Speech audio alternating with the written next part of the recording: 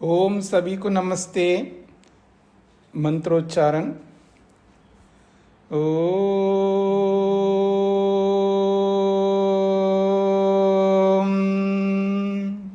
सहना भवतु सहनौ भुनक्तु सह वीर्यं करवावहै तेजस्विनावधीतमस्तु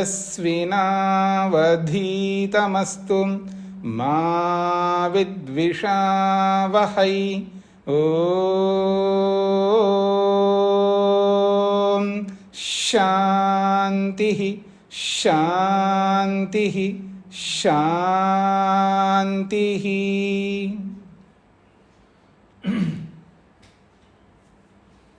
योग दर्शन की 35वीं कक्षा है। समाधिपाद के 11वें सूत्र को लेकर के विचार चल रहा है। प्रसंग है वृत्तियों का। मन की 5 वृत्तियां हैं: प्रमाण वृत्ति, विकल्प वृत्ति, विपर्यय वृत्ति, निद्रा वृत्ति और स्मृति वृत्ति। इन 5 वृत्तियों में अंतिम वृत्ति जो है स्मृति वृत्ति, इसकी चर्चा हो रही है। स्मृति उसको कहते हैं अनुभूत विषय असंप्रमोषः। जो भी हमने अनुभव किया है, चाहे वो रूप का अनुभव किया हो या स्पर्श का या गंध का या किसी भी विषय का, और जिस रूप में अनुभव किया है, अर्थात प्रत्यक्ष अनुभव किया है अथवा अनुमान के द्वारा अनुभव किया है अथवा शब्द प्रमाण के द्वारा अनुभव किया है, जो भी अनुभूति है, अनुभव है, प्रत्यक्ष अनुमान या आगम के माध्यम से जो कुछ भी अनुभूति अनुभव है, उस संपूर्ण अनुभव का संस्कार पड़ता है मन पर। वो संस्कार के रूप में मन में विद्यमान होता है, और वो जो संस्कार है वो 2 प्रकार का पड़ता है मन पर। एक वस्तुआत्मक और एक ज्ञानात्मक।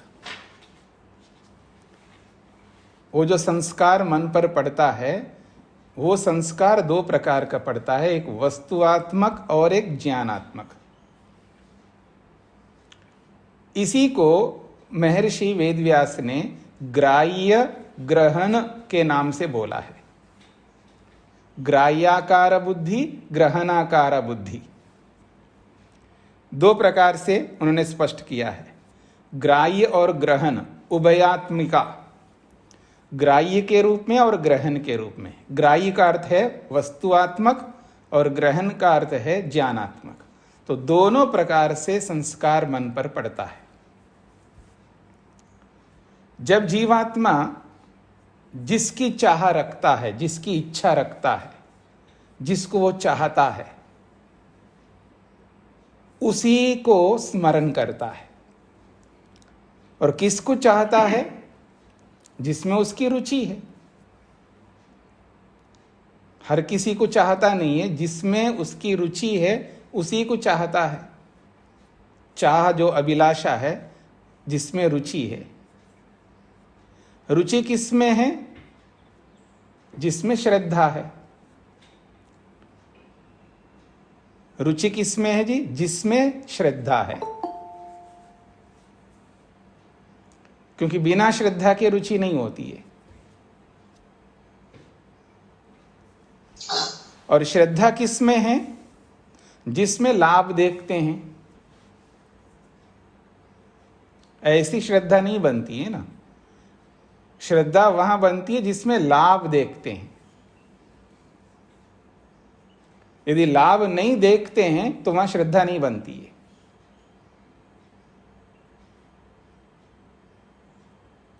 लाभ किसे कहते हैं? लाभ उसको कहते हैं जो अप्राप्त को प्राप्त करने की जो चाह जहां होती है, जो अभी हमें अप्राप्त है,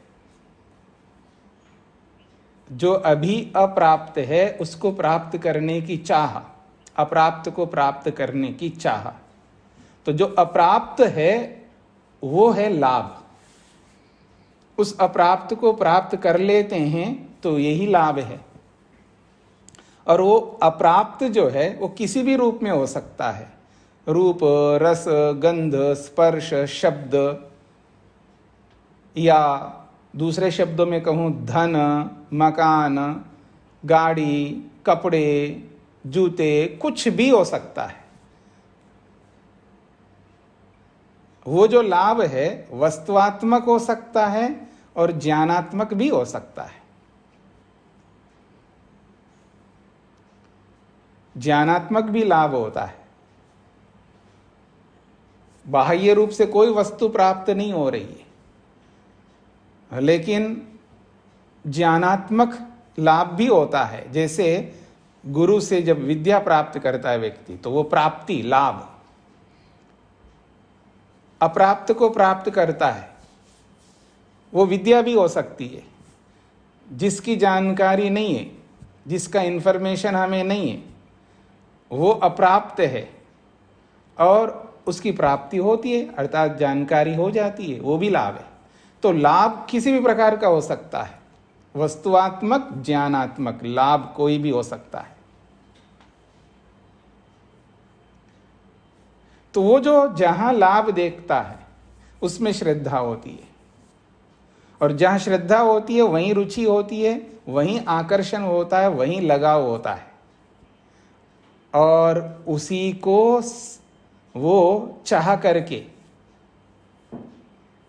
उसी को चाह करके वो स्मरण करता है और उसी में मन लगाता है, उसी संस्कार में ही मन जाता है, और उसी संस्कार को जब उठाता है तो वो जो संस्कार है वो दो प्रकार का है, वस्तुआत्मक, ग्राह्यात्मक, और ज्ञानात्मक अर्थात ग्रहणात्मक। और दोनों को उठाता है और दोनों की स्मृति होती है,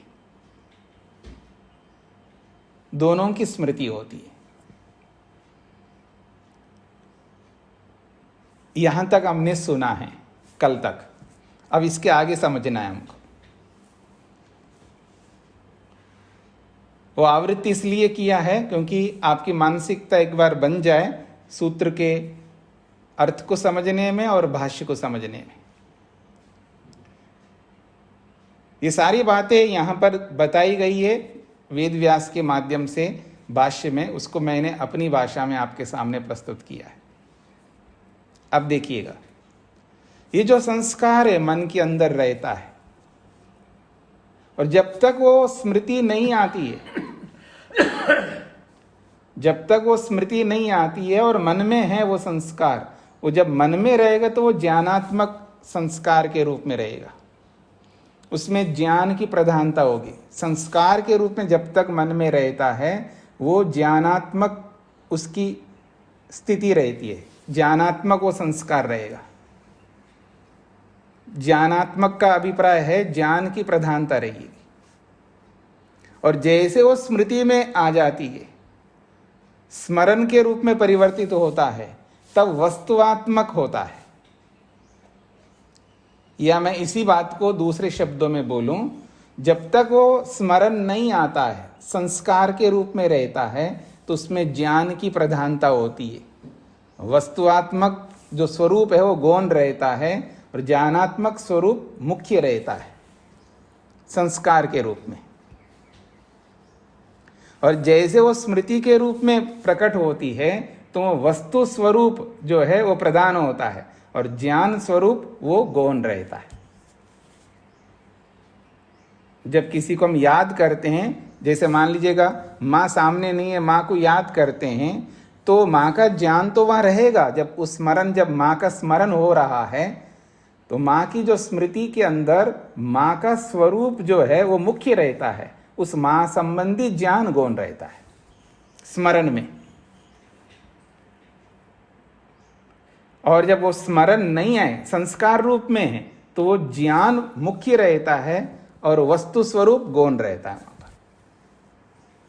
इसी बात को महर्षि वेदव्यास स्पष्ट कर रहे हैं दूसरे अनुच्छेद में। देखिएगा, तत्र ग्रहण आकार पूर्वा बुद्धि, ग्रहण आकार पूर्वा बुद्धि ग्राह्य आकार पूर्वा स्मृति। बुद्धि का मतलब यहां आपको समझ में आना चाहिए मन है। यहां बुद्धि का अर्थ मन है। दूसरे सूत्र में आपने स्पष्ट रूप से समझने का प्रयत्न किया। तो यहां बुद्धि शब्द मन है, तो कहते हैं तत्र ग्रहण आकार पूर्वा बुद्धि। मन जो है, मन में जब वो संस्कार के रूप में रहता है तो ग्रहण आकार पूर्वा, ग्रहण स्वरूप वाली अथवा ग्रहण स्वरूप वाला वो ज्ञान रहता है बुद्धि में, मन में। तो हमारा जो मन है उसको बुद्धि शब्द से भी बोला जा रहा है। तो बुद्धि भी बोल सकता हूं, बुद्धि ज्ञान स्वरूप वाली रहती है या मन ज्ञान स्वरूप वाला रहता है, अर्थात ज्ञानात्मक संस्कार वहां मुख्यतः ज्ञानात्मकता की रहती है। और जब स्मृति होती है तो ग्राह्य आकार पूर्वा स्मृति, और स्मृति ग्राह्य स्वरूप वाली होती है, वस्तु स्वरूप वाली होती है, अर्थात वस्तु की प्रधानता होती है।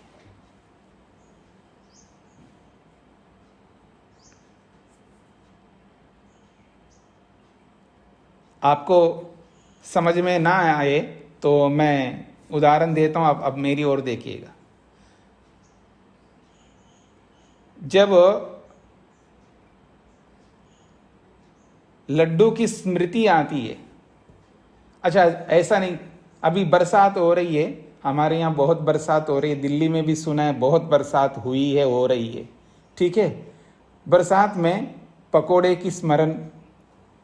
का स्मरण आता है ना।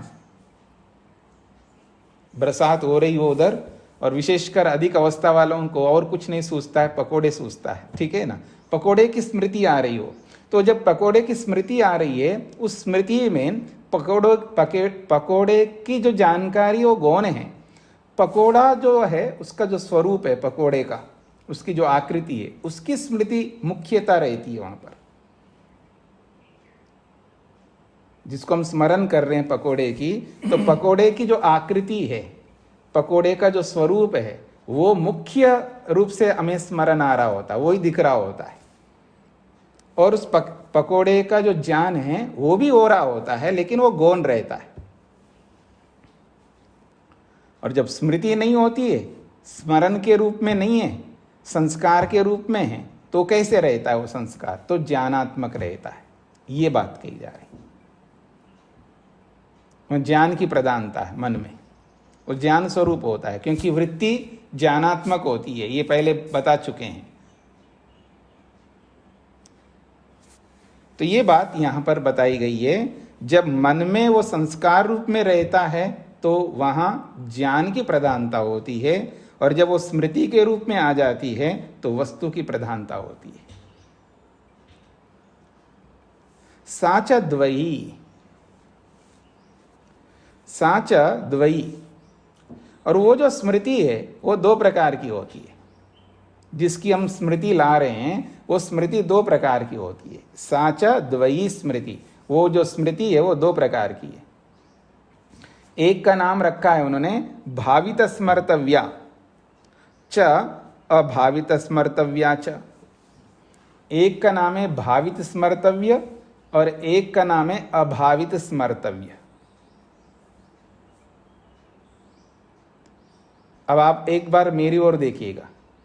जब कभी कोई भी नया शब्द आता है तो परेशान बिल्कुल नहीं होने का। क्या होने का है? तो अब कोई नई वस्तु आती है तो उसका कोई ना कोई नाम होता है। होता है नहीं होता है? वस्तु है तो नाम अवश्य होता है। वस्तु है तो नाम अवश्य होता है। नाम है तो वस्तु अवश्य हो, कोई जरूरी नहीं है। नाम है तो वस्तु हो, कोई जरूरी नहीं है। क्यों जरूरी नहीं है? अभी तो आपने पढ़ा है विकल्प वृत्ति में। नाम तो है, ज्ञान भी होता है, लेकिन वस्तु नहीं होती है। ये विकल्प वृत्ति में आपने पढ़ा है। तो सिद्धांत मैं आपके सामने रख रहा हूं, कॉन्सेप्ट। यदि वस्तु है उसका नाम अवश्य होता है। ये अलग बात है उस वस्तु का नाम हमें पता हो, ये कोई ज़रूरी नहीं है।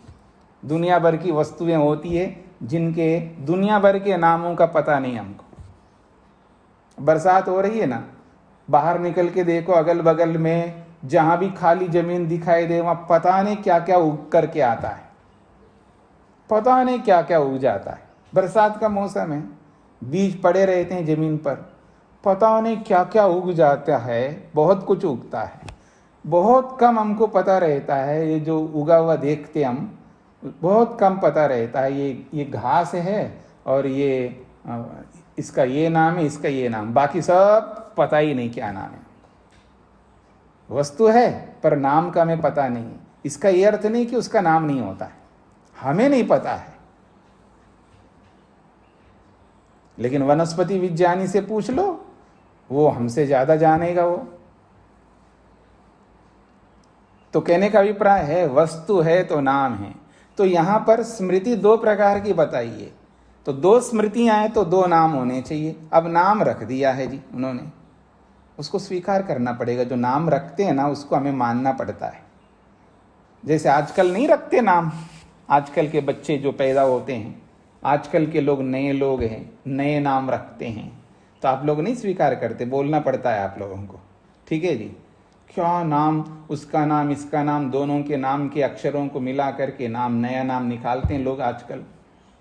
पति का नाम, पत्नी का नाम, उनके जो भी नाम के जो अक्षर होते हैं, आदि के, अंत के, बीच के, कोई ना कोई ऐसा नाम अक्षर लेकर के बेटे का या बेटी का नाम रख देते हैं। नया फैशन चल रहा है आजकल। ठीक है, तो अब नाम रख दिया है तो जो घर वाले हैं, बूढ़े बुजुर्ग लोग होते हैं, उनको स्वीकार करना पड़ता है। ना चाहते हुए भी वो उनको मानना पड़ता है। वो चाहते हैं नाम ऐसे हो, और आज के बच्चे चाहते हैं ऐसे, यूनिक होना चाहिए। पता नहीं वो यूनिक के नाम से क्या क्या नाम रखते हैं, फिर भी आपको स्वीकार करना पड़ता है। उसका मतलब आपको याद रहे ना रहे, वो समझ में आए ना आए, लेकिन आपको तो स्वीकार करना पड़ता है ना। तो इसको भी स्वीकार करो ना। एक नया नाम आएगा, भावित स्मर्तव्य और अभावित स्मर्तव्य। तो कहते हैं दो प्रकार की स्मृतियां हैं, एक का नाम है भावित स्मर्तव्य और एक का नाम है अभावित स्मर्तव्य। अब यहां संस्कृत के जो नाम होते हैं वो अर्थपूर्ण होते हैं, उनका कोई ना कोई मतलब होता है, ऐसे नाम नहीं रखे जाते हैं। वैसे आजकल के लोग भी अर्थपूर्ण रखते हैं, लेकिन उनके द्वारा क्रिएटेड होता है, उनके द्वारा वो बनाया जाता है। यहाँ पर तो शब्द के अनुसार नाम होते हैं। भावित, भावित का मतलब है बनाया गया, भावित का मतलब है उत्पादित, बनाया। मतलब ऐसी स्मृति जो स्मृति के अंदर जो वस्तुएं हैं वो वस्तुएं नहीं है, लेकिन उसको कल्पित किया है, बनाया गया उनको ऐसा बनाया गया। यथार्थ में ऐसा नहीं होता है, क्रिएटेड है वो, क्रिएटेड है। भावित का मतलब है क्रिएटेड, बनाया गया। और अभावित का अर्थ है जो बनाया गया नहीं है, एज इट इज है, वो यथार्थ है। तो भावित स्मर्तव्य और अभावित स्मर्तव्य दो प्रकार की स्मृति है। एक तो कल्पित है, बनाया गया है, निर्मित है, उसको भावित कहते हैं। और अभावित जो है वो नहीं बनाया गया, वो वैसा का वैसा है, पहले से विद्यमान है, वो अभावित है। स्वप्ने भावित स्मर्तव्य, जब स्वप्न आता है तो स्वप्न में जो भी कुछ दिखता है वो भावित स्मर्तव्य है, बनाया गया है। उसमें मैं उड़ता हुआ देखता हूं तो मैं तो कभी नहीं उड़ता, लेकिन मैं अपने आप को उड़ता हुआ बनाया मैंने वहां पर स्वप्न में।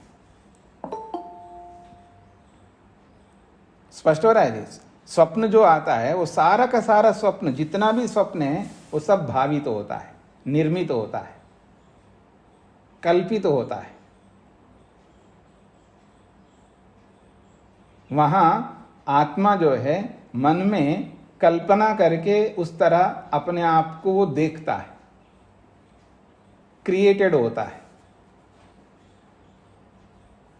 पर ये जो कल्पना है ये बिल्कुल ऐसी कल्पना भी नहीं है कल्पना जो है, जो भी दुनिया में कल्पना करते हैं लोग, जैसे आजकल साइंस फिक्शन के जो भी पिक्चरें आती हैं या लोग बनाते हैं, जो कुछ भी करते हैं, वो बिल्कुल ऐसा बना देते हैं जैसे कि मानो कि वास्तव में अगर आदमी ऐसे हो तो पता नहीं कैसी दुनिया होती है, किस तरह का वो दिखाते हो। तो वो बिल्कुल कल्पित होता है तो निरीह बिल्कुल कल्पित भी नहीं है, किसी बेस पर होता है ना।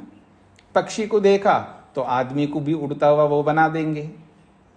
अगर हमने कभी भी उड़ते हुए किसी भी चीज को नहीं देखा हो तो मैं ऐसी कोई कल्पना नहीं कर सकते। दुनिया में कल्पना भी सत्य के आश्रित है, यथार्थता के आश्रित है, वस्तु स्थिति के आश्रित है। तो जितनी भी कल्पना लोगों के द्वारा की जाती है उसके बेस में, उसके आधार में यथार्थता होती है, वस्तु स्थिति होती है। तो उस वस्तु स्थिति के आधार पर कल्पना की जाती है। तो स्वप्न में जितना भी होता है वो सब काल्पनिक होता है, यथार्थ नहीं होता है, वास्तविक नहीं होता है। वो क्रिएटेड है, बनाया गया है। उसको भावित स्मर्तव्य कहते हैं। जैसे आदमी को उड़ता हुआ देखा जा रहा है लेकिन वास्तव में उड़ता हुआ होता नहीं है। आदमी दौड़ रहा है और उसके पीछे लोग पड़े हैं लेकिन वो दौड़ नहीं पा रहा है, ऐसा वहां पर कल्पना की जाती है, वास्तव में होता नहीं है ऐसा। तो जो जो स्वप्न में होता है वो अयथार्थ होता है, कल्पित होता है, उसी को भावित स्मर्तव्य कहा है। फिर कहते हैं जागृत समय तो अभावित स्मर्तव्य इति। और जब जागृत अवस्था जब होती है, स्वप्न अवस्था में तो हम कल्पित स्मृति को देख रहे होते हैं, कल्पित स्मरण को कर रहे होते हैं। लेकिन जागृत अवस्था में जो स्मृति आती है वो कल्पित नहीं होती, वो यथार्थ होती है। कोई माँ का स्मरण कर रहा है तो माँ कोई कल्पित नहीं है, वो पहले यथार्थ थी या है। तो जागृत अवस्था में जो जो स्मृति हम लाते हैं वो सब कल्पित नहीं होता, वो यथार्थ होता है। और स्वप्न अवस्था में जो भी स्मृति आती है, स्वप्न अवस्था में जो भी दिखता है हमको, वो सब कल्पित होता है। ये बात कही है। तो दो प्रकार के स्मरण हैं, दो प्रकार की स्मृतियां, एक कल्पित और एक अकल्पित। कभी कभी अपना आपा खो बैठता है व्यक्ति जागृत अवस्था में भी। जागृत अवस्था में कभी कभी अपना आपा खो बैठता है, अपना नियंत्रण खो बैठता है। तब भी जागृत अवस्था में भी व्यक्ति कल्पित स्मृतियां देखने लगता है, कल्पित देखता रहता है। जैसे कोई डिप्रेशन में जाता है, तनाव में, दबाव में रहता है, कोई बहुत डरा हुआ रहता है, बहुत आशंकित रहता है, यानी उसका मनोबल बिल्कुल एकदम लो हो जाता है, बहुत निम्न स्तर को प्राप्त होता है, उसका उस पर नियंत्रण नहीं रहता है, तब उसको जागृत अवस्था में भी ऐसे दिखने लगते हैं। और वो पागलपन का एक पूर्व रूप होता है। और विशेषकर जब आदमी मृत्यु के निकट पहुंचता है अथवा कुछ ऐसे रोग के लक्षण होते हैं, तब वो बहुत ज़्यादा होता है। अलग अलग रोग भी होते हैं, उनमें भी व्यक्ति ऐसा करता है। अथवा बहुत डरा हुआ होता है, उसमें भी होता है। मनोबल बहुत निम्न स्तर का हो जाता है, तब भी व्यक्ति ऐसा करने लगता है। वो एक विकल्प है। लेकिन सामान्य रूप में जब व्यक्ति जागृत अवस्था में ठीक ठाक रहता है तो उसको जो भी स्मृति आती है वो यथार्थ स्मृति होती है। वो पहले हुआ होता है, वैसी ही उसकी स्मृति आती है जैसे उसके संस्कार मन में होता है। ये बात कही जा रही है। अब ये जो स्मृतियां बनती है वो कैसे बनती है, तो कह रहे हैं सर्वाच एताः स्मृतया। ये जितनी भी स्मृतियां हैं, दुनिया भर की स्मृतियां, ये प्रमाण, विपर्यय, विकल्प, निद्रा स्मृति नाम अनुभवात् प्रभवन्ति। ये प्रमाण से स्मृति बनती है, प्रमाण वृत्ति से स्मृति वृत्ति बनती है। प्रमाण उसके पीछे कारण है, तीनों प्रमाण कारण है। प्रमाणों से स्मृति बनती है। अथवा विपर्य मिथ्या ज्ञान से भी स्मृति बनती है, विकल्प वृत्ति से भी स्मृति बनती है, निद्रा से भी स्मृति बनती है, और स्मृति से भी स्मृति बनती है। स्मृति से भी स्मृति उत्पन्न होती है। तो ये पांचों वृत्तियों से स्मृतियां बनती हैं। प्रमाण वृत्ति आप देख सकते हैं, प्रत्यक्ष वृत्ति अपने आप में देखिएगा कितना प्रत्यक्ष है, सुबह से रात तक कितना प्रत्यक्ष होता है हमारा, सुबह से रात तक। निरपेक्ष होकर के प्रत्यक्ष को देखिएगा। निरपेक्ष का मतलब समझ रहे हैं, वहां अनुमान और आगम को नहीं देखना है। निरपेक्ष का मतलब केवल प्रत्यक्ष को देखिए, कितना प्रत्यक्ष है हमारा, कमाल है। सुबह से लेकर रात तक दुनिया भर का आंखें फाड़ फाड़ करके यही करते हैं हम, दुनिया को ही देखते हैं और क्या करते हैं। इसी वजह से ध्यान में जब बैठता आदमी, वो अपने आप को रोक नहीं पड़ता। ऐसा लगता है भगवान कब आंखें खोलूं और दुनिया को देखूं। वो आंखें बंद ही नहीं रखना चाहता है देर तक। और जबरदस्ती किसी को बिठा दो ना, जो ध्यान नहीं करता हो, उसको पकड़ करके जबरदस्ती ध्यान कराने के लिए, चलो आप ध्यान कराते हैं, बस ध्यान का नाम सुनते बहुत सारे लोग डरते भी हैं। इतने डरते हैं, विशेषकर पत्नियां बहुत डरती है पति अगर ध्यान करने लग जाए, अथवा पत्नी ध्यान करने लग जाए तो पति लोग डरने लगते हैं। पता नहीं उनको ऐसा डर लगता है कि कभी ये इसको ध्यान से कुछ ऐसा ना हो जाए। उनको डर इस बात का लगता है कि हमसे ये बिछड़ जाएगा, हमसे दूर हो जाएगा ये। इससे जो हमको सुख मिलता है, इतना स्वार्थी आदमी देखिएगा, इतना स्वार्थी आदमी है, वो अपने स्वार्थ को देखता है। चाहे पति हो या पत्नी हो, या माँ हो या पिता हो, या कोई भी हो, दुनिया का हर कोई व्यक्ति अत्यंत स्वार्थ है, अत्यंत स्वार्थ है। अपने सुख को ध्यान में रखता है आदमी।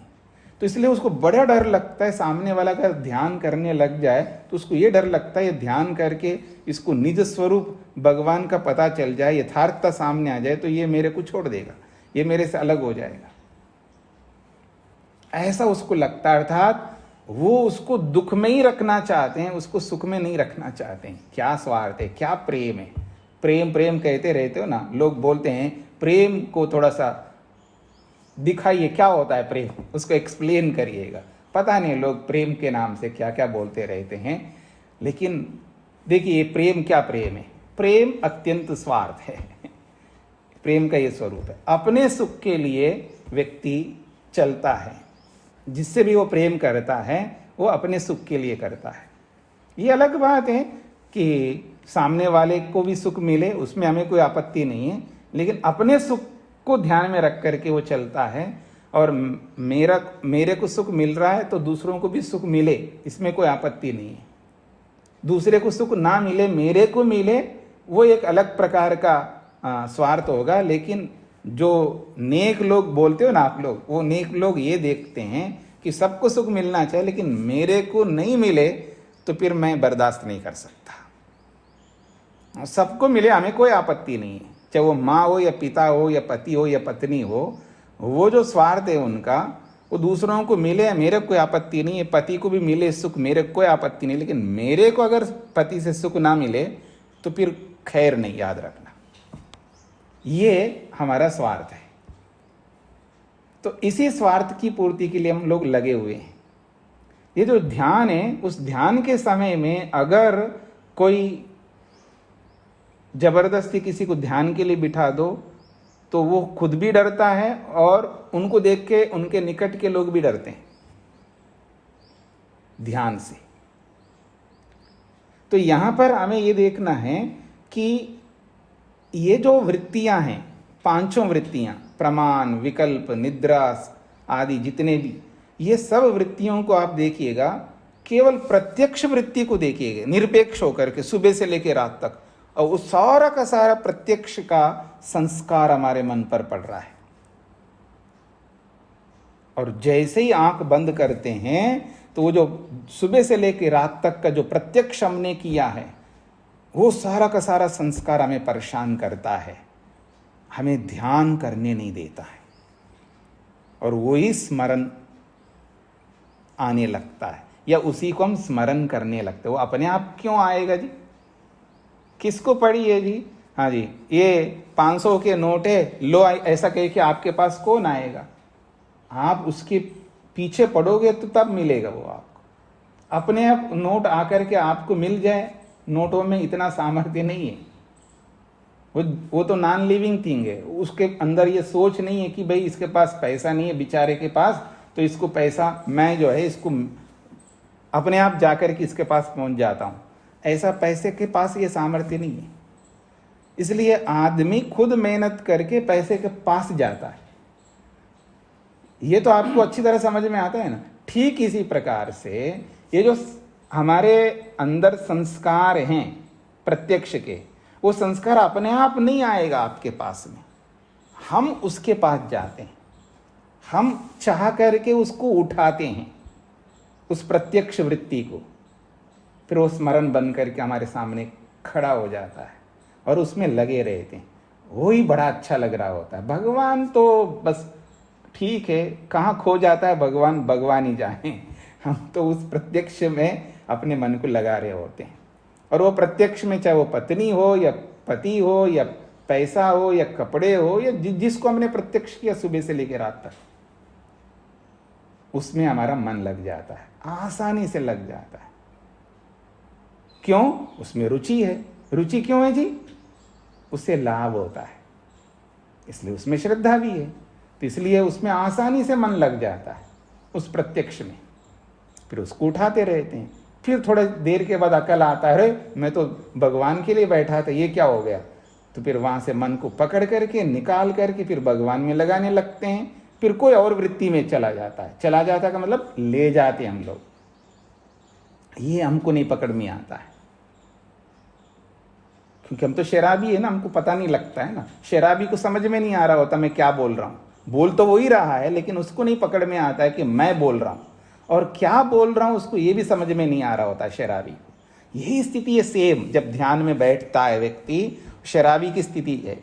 उसके पास नियंत्रण ही नहीं होता है अपने मन पर कि मैं स्वयं अपने मन को उसमें ले जा रहा हूँ, उसमें लगा रहा हूँ, क्योंकि मेरी रुचि है उसके अंदर, क्योंकि मेरे को उसमें लाभ दिखता है, क्योंकि मेरी श्रद्धा उसी में है। ये आदमी पकड़ नहीं पा रहा होता है, क्योंकि नियंत्रण नहीं है अपने आप पर। ये समझ नहीं रखता है, ये विवेक नहीं रखता है, खो देता है अपने आप को। इसलिए वो जो भी सुबह से लेकर रात तक का जो भी प्रत्यक्ष हमारा, उस प्रत्यक्ष में जितने भी हमने संस्कार बनाया है और उसमें अपने मन को हम स्वयं ले जा रहे होते हैं, स्वयं ले जा रहे होते हैं। ये पकड़ना है हमको। ये प्रत्यक्ष वृत्ति है, उसका संस्कार है और उसकी स्मृति है। ये तो एक प्रत्यक्ष है और अनुमान का भी यही है और आगम का भी यही है और मिथ्या ज्ञान का भी यही है। मिथ्या ज्ञान में क्या है जी? वही अविद्या, अस्मिता, राग, द्वेष, अभिनिवेश। तो जागृत अवस्था में जिससे राग हुआ था, जिससे द्वेष हुआ था, जिससे मोह हुआ था, वो सारी की सारी अविद्या के संस्कार मन पर पड़ रहे होते हैं। जागृत अवस्था में जिससे हमें राग किया, द्वेष किया, मोह किया, वो सारा का सारा संस्कार मन पर पड़ रहा होता है और वही संस्कार हमको ध्यान के सामने आ जाते हैं अथवा हम लाते हैं। फिर क्योंकि अब लड़ाई किया है सास से या बहू से या पति से या पत्नी से, जिस किसी से द्वेष किया है, तो वो द्वेष तो वहां आपको दस्तक देगा ही देगा। और अपने आप नहीं दे रहा है वो, अपने आप हम स्वयं उसको उठाते हैं, क्योंकि मैं परेशान हूं उस द्वेष से, बार बार उसको स्मरण करता हूं। मैं अपने आप स्मरण करता हूं, अपने आप कैसे वो आ जाएगा? मैं खुद करूंगा। तो इसलिए वो अविद्या के संस्कारों को उठाते हैं, अविद्या की स्मृति ले आते हैं। तो ऐसे ही प्रमाण की स्मृति लाते हैं, अविद्या की स्मृति लाते हैं, विकल्प की स्मृति लाते हैं वहां पर। ऐसे ही निद्रा की स्मृति लाते हैं और स्मृति से स्मृति और ले आते हैं। तो ऐसे पांचों से ये स्मृतियां पैदा होती है, धड़ाधड़ धड़ाधड़ धड़ाधड़। जैसे आदमी आंख बंद करता है ना, न जाने ऐसा लगता है उसके सामने स्मृतियों के अलावा और कुछ है ही नहीं, सब वही दिखते हैं। तो भगवान पता नहीं कहाँ खो जाता है, इसका कोई आता पता ही नहीं रहता। ये हमारी स्थिति है। ये स्मृति वृत्ति बहुत खतरनाक है, बहुत ही खतरनाक है। तो ये स्मृतियां हैं। तो कहते हैं सर्वाश्च एता स्मृतया, ये सारी की सारी स्मृतियां इन्हीं से बनती हैं, प्रमाणों से, विपर्य से, विकल्प से, निद्रा से और स्मृतियों से, इन्हीं के अनुभव से बनते हैं। सर्वाश्च एता वृत्तया सुख दुख मोहात्मिका। और ये जितनी भी वृत्तियां बन रही हैं, कोई ऐसी वृत्ति नहीं है जिस वृत्ति के पीछे सुख ना जुड़ा हुआ हो, दुख ना जुड़ा हुआ हो, मोह ना जुड़ा हुआ हो।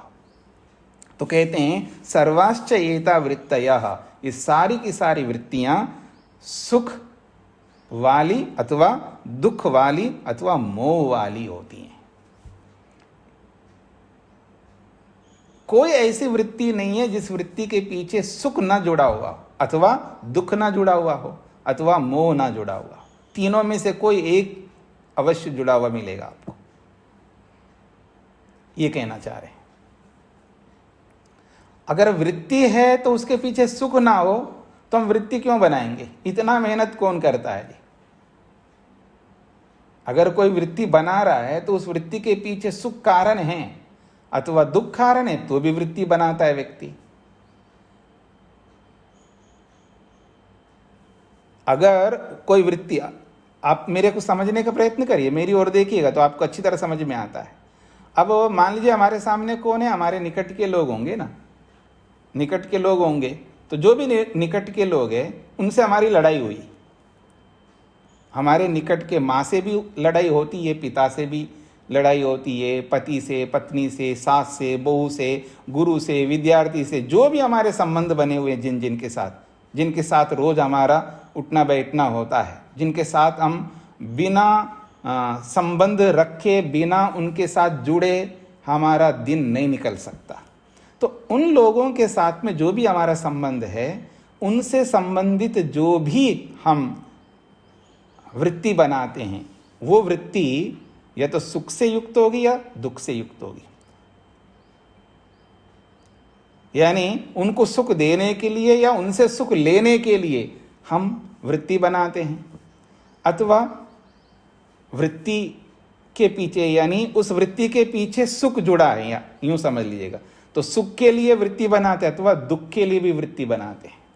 ये जो मेरी सास है ना, इसने ऐसा मेरे को बोला है तो इसके पीछे ये कारण है, जो भी हो, द्वेष।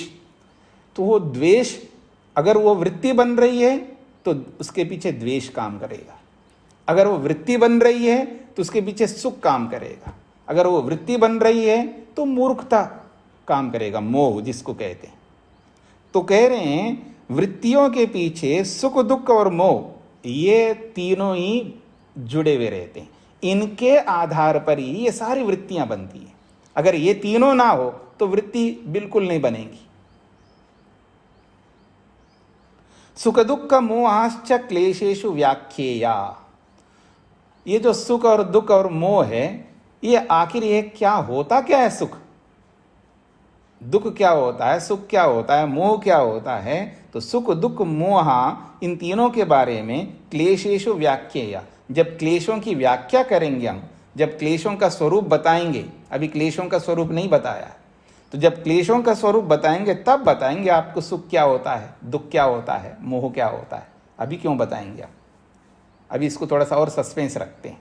ये वेदव्यास जी कहना चाह रहे हैं, जब सुख दुख मोह को आप समझना चाहते हो तो जब क्लेशों का स्वरूप आएगा तब हम आपको वहां बताएंगे। बस यहाँ केवल संकेत मात्र कर रहे हैं हम आपको, ऐसा कहना चाहते हो, थोड़ा सा संकेत कर रहे हैं वो क्लेशों का। सुखानुशयी राग, राग कैसा होता है? राग के स्वरूप को समझाया। सुखानुशयी राग, सुख के पीछे पीछे चलने वाली जो वृत्ति है, यानी जो सुख के पीछे पीछे चलती है, उसका स्वरूप क्या, जहां सुख है उसके पीछे चलती है वृत्ति, उसका नाम राग है। सुखानुशयी का मतलब सुख का अनुसरण करने वाली जो वृत्ति है उसको राग कहते हैं। दुखानुशयी द्वेष, या दुख का अनुसरण करने वाली जो वृत्ति है उसको द्वेष कहते हैं। मोहश्च पुनरविद्या, मोह तो अविद्या को कहते हैं। मोह का मतलब अविद्या। क्या द्वेष अविद्या नहीं है? क्या राग अविद्या नहीं है? सब अविद्या है। लेकिन सब अविद्या होते हुए भी अविद्या के जो 5 स्वरूप है उनमें से एक का नाम अविद्या भी है। सबको मिला के भी अविद्या बोलते हैं, और उनके जब विभाग करते हैं उन विभागों में एक विभाग का नाम भी अविद्या रख दिया। तो यहां पर मोहश्च पुनः अविद्या जो है, तो ये अविद्या वो अविद्या है जो 5 भेदों वाली अविद्याओं में एक भेद है, उसको यहां पर अविद्या शब्द से बोला है। अभी ये सुखानुशयी राग क्या है, दुखानुशयी द्वेषा क्या है, मोह अविद्या क्या है, इसका विस्तार, इसका विश्लेषण, इसकी व्याख्या अब यहाँ नहीं कर सकते। उसके लिए आपको थोड़ा वेट करना है। जब वो आएंगे वहाँ पर, ये सूत्र जहाँ आएंगे वहाँ इसको हम विस्तार से समझने का प्रयत्न करते हैं। अब आगे कहा जा रहा है एता सर्वा वृत्तया निरोधव्या। वृत्तियां हैं ये सारे के सारे, सब वृत्तियां हैं। कितनी अच्छी वृत्तियां भी क्यों ना हो, कितने भी उपयोगी हो, मतलब सारी वृत्तियां, इन्हीं के कारण से हमारा जीवन चल रहा है, याद रखना। अगर ये वृत्तियां ना रहे तो हमारा जीवन समाप्त है, यूं समझ लीजिएगा। ये सारी वृत्तियां हैं, दुनिया भर की वृत्तियां। लेकिन कहते हैं एता सर्ववृत्तया, ये सारी की सारी वृत्तियां निरोधव्या, ये सब रोकने वाली हैं, ये सब रोकने योग्य हैं। इन सब को रोकना होगा, इन सब को रोकना होगा। आप क्या समझते हैं? आप माँ से, पिता से, पति से, पत्नी से, या जो भी हमारे निकट का है, ठीक है ना, उनसे ये जो संबंध बना के रखते हम लोग, राग का या जो भी संबंध है, ये बना के रखते हुए समाधि लगाना चाहते हैं हम? भूल जाइए, भूल जाइए।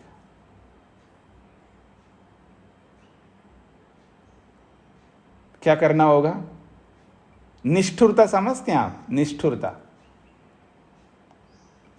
निष्ठुरता में क्या होता पता है? उसको दिखता नहीं है ये कौन है सामने वाले। निष्ठुर आदमी के सामने कुछ नहीं दिखता है। ये माँ है, ये पिता है, ये पति है, ये पत्नी है, कुछ नहीं दिखता है ना। हाँ, राइट वे में मैं आपके सामने कुछ समझाने का प्रयत्न कर रहा हूँ। गलत अर्थ लेंगे तो अब आप उसके जिम्मेदार होंगे, इसके बिना आपको समझ में आएगा नहीं है। तो निष्ठुरता में सामने वाले दिखते नहीं है। तो जब समाधि लगाना हो तो आध्यात्मिक निष्ठुरता लानी होगी। मैंने थोड़ा सा नाम चेंज किया मैंने आपके सामने। निष्ठुरता तो है, लेकिन खाली पीली निष्ठुरता बोलूंगा तो आपको शायद समझ में कम आ जाए। लेकिन मैं आध्यात्मिकता, उसका एक विशेषण दे दिया है ना, आध्यात्मिक निष्ठुरता। तो आध्यात्मिक निष्ठुरता में क्या होता है? सबको हटाना होगा। यानी अगर मन के अंदर मातृत्व, पितृत्व या पत्नीत्व, पतित्व, पुत्रत्व, पुत्रित्व, ये सब रखोगे तो याद रखना 3 काल में समाधि नहीं लगेगी आपको, नहीं लगनी भी चाहिए। हाँ, शाप समझते हैं आप? ऋषियों का शाप। मैं शाप देता हूं आपको कि आपको समाधि ना लगे, ठीक है ना, क्योंकि आप मोह को तो त्याग करना ही नहीं चाहते हैं, राग को छोड़ना ही नहीं चाहते हैं, मोह को त्याग करना ही नहीं चाहते हैं। तो जब तक राग रहेगा तो आपको समाधि कैसे लगेगी? तो राग क्यों है? वृत्ति है, और वृत्ति जब तक रहेगी समाधि नहीं लग सकती है। वृत्ति को रोकोगे तो समाधि लगेगी। और वृत्ति का रुकने का मतलब है, समझते हैं, राग ना रखना, द्वेष ना रखना, मोह ना रखना। क्योंकि मोह ही नहीं है तो वृत्ति नहीं बनेगी, राग ही नहीं है तो वृत्ति नहीं बनेगी। माँ को कभी समझ में नहीं आता है, मैं मोह नहीं रखूंगी तो इसको कैसे खिलाऊंगी पिलाऊंगी। उसको ऐसा लगता है कि खिलाना पिलाना केवल राग से ही होता है, बिना राग के नहीं होता है, ऐसा उसको लगता है। इसलिए वो कभी मोह को छोड़ना नहीं चाहती है, राग को नहीं छोड़ना चाहती है। और बोलती भी है माँ कि नहीं, बिना मोह के बिना राग के ऐसे थोड़ा चल सकता है। उसको समझ में भी नहीं आता है, यथार्थता को समझना भी नहीं चाहती है। ये केवल माँ की बात नहीं है, पिता भी ऐसा है, गुरु भी ऐसा है, शिष्य भी ऐसा, सब ऐसे ही है। किसी को नहीं समझ में आता है, क्रियात्मक रूप में किसी को नहीं समझ में आता है। इसलिए हम लोग यहीं पर बैठे हुए, यहां से ऊपर उठना नहीं चाहते। हमको त्याग करने में ऐसा लगता पता नहीं क्या हमारा जा रहा हो। बच्चा जो है ना, छोटा बच्चा होता है, पड़ोसी बच्चे का खिलौना ले लेता है, वो देता नहीं है। उसकी माँ कहता बेटा अपना नहीं है, ये दे दो। वो दे नहीं रहा है, बच्चे को नहीं समझ है ना, उसके लिए तो खिलौना दिख रहा है। वो माँ को समझ में आ रहा है अपना नहीं है, इसलिए माँ उसको आराम से ऐसे जैसे भी करके उसको निकाल करके एकदम दे देती है पड़ोसी को। उसको कुछ नहीं, कोई एक लेश मात्र दुख नहीं होता उस माँ को, क्योंकि उसको ये समझ है ये मेरा नहीं है, ये हमारा नहीं है, ये हमने खरीदा नहीं, ये अपना नहीं है। समझ में आता है ना। तो जैसे कैसे त्याग करता है, ऐसा त्याग करना नहीं आता है हमको। जैसे खिलौने को त्याग करता है ना, या मां कर रही है, कोई भी कर रहा है खिलौने को, ऐसे ही ये जितने भी संबंध है, इन सारे संबंधों को ऐसे त्याग करना है हमको, यदि समाधि लगाना है। और डरो मत, ध्यान जब करना है तब करना है, हाँ याद रखना। और जब ध्यान नहीं करना है तो रखो ना, किसी ने आपको बोला है कि संबंध नहीं रखना, रखो ना। अब ध्यान के काल में क्यों रखना चाहते हो आप? ध्यान के काल में निष्ठुर बन जाओ, आध्यात्मिक निष्ठुर। मेरा कोई नहीं है, ना कोई मेरी माँ है, ना पिता है, ना पति है, ना पत्नी है, ना कोई नहीं है। बस मैं केवल एक आत्मा स्वरूप हूँ। मेरा केवल मैं मात्र हूँ, और मेरे सामने और कुछ नहीं है। सबको भुला दो, निष्ठुर बन जाओ, कोई नहीं आपका। तो वृत्ति नहीं बनेगी। वृत्ति इसलिए बनती है क्योंकि हमारा राग बना हुआ है, द्वेष बना हुआ,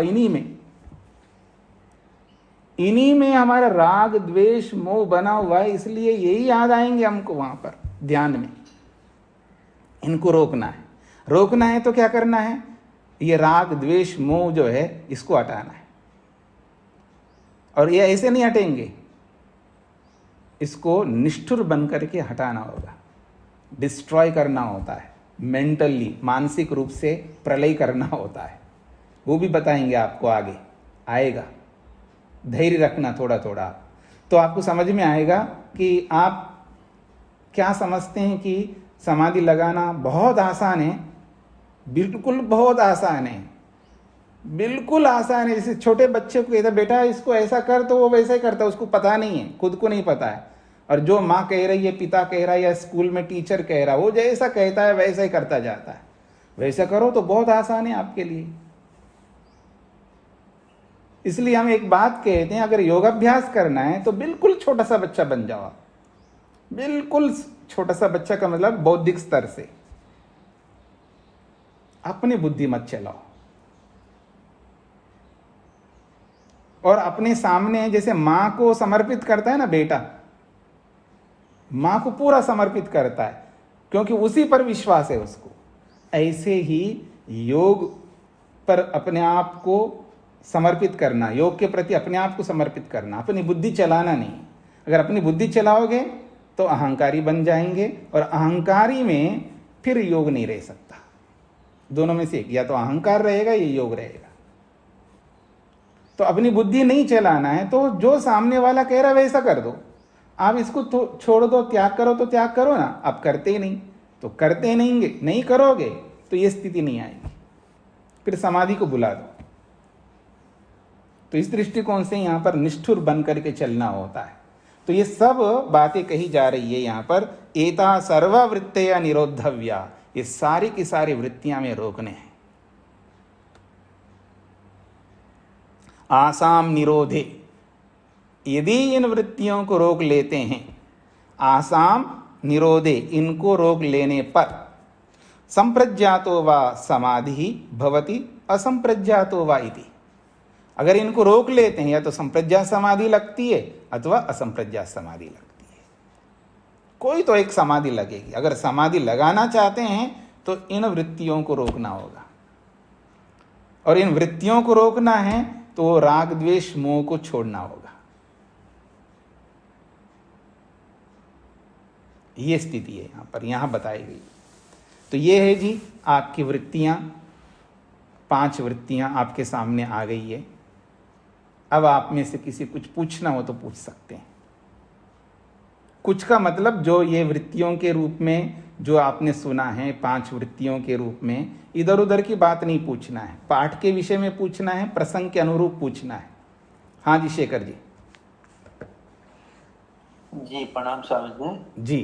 स्वामी जी, आपने अपने संस्कार ज्ञानात्मक होते हैं, ज्ञान के रूप में हमारे अंदर होते हैं, और जब कहा स्मृति उठती है तो वस्तु की प्रधानता ज्यादा होती है। तो ऐसे जैसे बरसात में पकोड़ों की याद आती है स्वामी जी, तो वो पकोड़ों की शेप, पकोड़ों की खुशबू, पकोड़ों का स्वाद, वो सब तो एक साथ ही आते हैं ना। हाँ जी, सब आते हैं। मैंने क्या बोला है, यानी वेद व्यास जी क्या कह रहे हैं उसको समझ लिए। आता तो सब है, लेकिन प्रधानता किसकी होती है? वस्तु की प्रधान। जैसे आप यूं समझ लीजिएगा, किसी ने, आप में से किसी ने भी ताजमहल नहीं देखा हो, एक एग्जाम्पल, ताजमहल तो पुराना हो गया जी।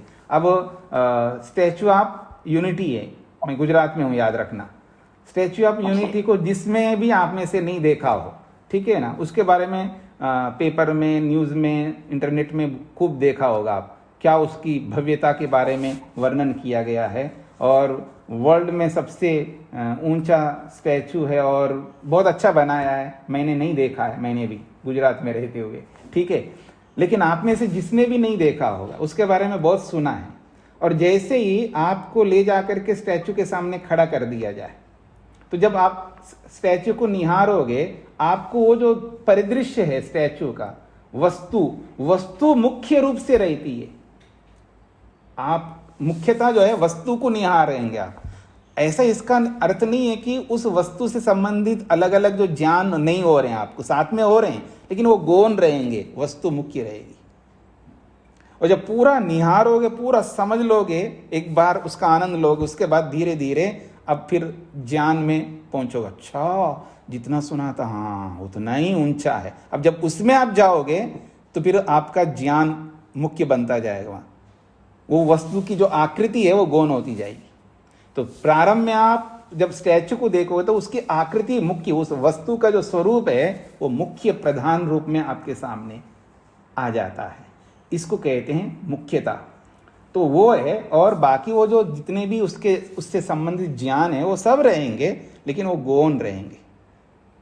ये इसका अभिप्राय है। स्मृति में वस्तु की प्रधानता होती है, ज्ञान भी रहेंगे लेकिन वो गौण रहेंगे, ये बात कही है। और जब स्मृति नहीं आ रही है, मन में रहता है, तो संस्कार में ज्ञानात्मक स्वरूप की मुख्यता रहती है। वस्तुआत्मक स्वरूप की वो, वहाँ वस्तुआत्मक स्वरूप भी रहता है लेकिन वो गौण रहता है, ये बात कही है। मुख्यता गौणता का यहाँ झगड़ा है, बाकी वो ना रहता है ऐसा किसी का मत नहीं है। जी शेखर जी। जी स्वामी जी। और स्वामी जी, मतलब एक कहते हैं कि भाई योगी की स्मृति तो बहुत अच्छी होनी चाहिए, अगर स्मृति अच्छी नहीं है तो फिर वो मतलब अपने ध्येय में उसको सफलता नहीं मिलती। मतलब कोई हमें बुरा भला कहता है तो रिएक्शन ना हो कि हमें कंट्रोल करना है, गुस्से पे कंट्रोल करना है, इस पे कंट्रोल करना है, उस पे कंट्रोल करना है। और दूसरा थोड़ा उसी से मिलता जुलता कि जब हम ऐसे फालतू चीजों को ध्यान नहीं देते, कोई किसी की बुराई कर रहा है, कुछ और कर रहा है, अगर उसकी तरफ हम ध्यान ही नहीं देते, ना उसको याद रखते हैं, मतलब सुनी अनसुनी हो जाती है, तो कई बार आदत ऐसे हो जाती है कि फिर वो बहुत सी चीजों को ध्यान ही नहीं देता, तो उसकी स्मृति वैसे कम हो जाती है। ऐसा इसको कैसे देखेंगे स्वामी जी? यानी आपका प्रश्न ये है कि योगी की स्मृति अच्छी होती है, वो स्मृति रखनी नहीं रखनी है, ये आपका प्रश्न है? हाँ, एक तो योगी की यही सुना था कि योगी की स्मृति तो अच्छी है। यहाँ पे नहीं, पहले एक पर हम कह रहे हैं। एक विषय पर रखते हैं। जी तो जी, एक ही विषय पर रहता हाँ, हूँ। पहले हाँ योगी की स्मृति अच्छी होनी चाहिए, ताकि मतलब समय पर उसको उस चीज को याद आए, तो मतलब गलत रास्ते पे नहीं जाए और ठीक रास्ते पे ही रहे, ध्यान के रास्ते में, समाधि में। जी जी। देख, और यहाँ कह रहे हैं कि हम सभी ये वृत्तियां, स्मृति वृत्ति, मतलब हमें इन सब का त्याग करना है। हाँ, तो ये आपका प्रश्न है कि स्मृति रखनी चाहिए, एक जगह हम पढ़ते हैं यहाँ तो रोकने की बात कर रहे हैं, ये आपका मुख्य प्रश्न है। तो स्मृति रखनी कब है और न रखनी कब है, ये एक अलग विषय है। यहाँ जो बोला जा रहा है इन सबको रोकना है, तो ये कब रोकने की बात कही जा रही है? जब हमको ध्यान करना है तब तो सबको रोकना है, लेकिन जब ध्यान नहीं करना है तब तो ये सारी स्मृतियां हमको काम आएंगी। जिसको याद रखना उसको याद रखेंगे, जिसको याद नहीं रखना उसको छोड़ देंगे। तो योगी जो है ध्यान से अतिरिक्त समय में उनको याद रखता है जिनको याद रखना चाहिए, और उनको छोड़ देता है जिनको याद नहीं रखना चाहिए। ये योगी की स्थिति होती है जागृत अवस्था में। और हम लोगों की अवस्था ये होती है, जिनको हमको याद रखना है उनको बिल्कुल याद नहीं रखते हैं, और जिनको याद नहीं रखना है उसी को याद रखते हैं। ये हमारी स्थिति होती है। तो योगी हमसे अधिक स्मृतिवान होता है ऐसा नहीं है, दोनों सेम है। योगी और भोगी में कोई विशेष अंतर नहीं है, केवल अंतर इतना है दोनों ही बखूबी याद रखने वाले हैं। बस अंतर यह है कि योगी उनको याद रखता है जिनको रखना चाहिए, और भोगी व्यक्ति उनको याद रखता है जिनको याद नहीं रखना है, लेकिन याद दोनों रख रहे हैं। स्मरण रखना जो है दोनों में सेम है। जितना योगी याद रखता है उतना ही भोगी याद रखता है, पर वो वेराइटी अंतर है दोनों की याद रखने वाली चीजें। तो इस दृष्टिकोण से स्मृति में कोई कम नहीं है, एक से बढ़कर एक है जी हमारे में। हाँ, याद रखने में आप में से कोई ऐसा व्यक्ति नहीं है जिनको याद नहीं रहता हो, सबको बखूबी याद रहता है। पर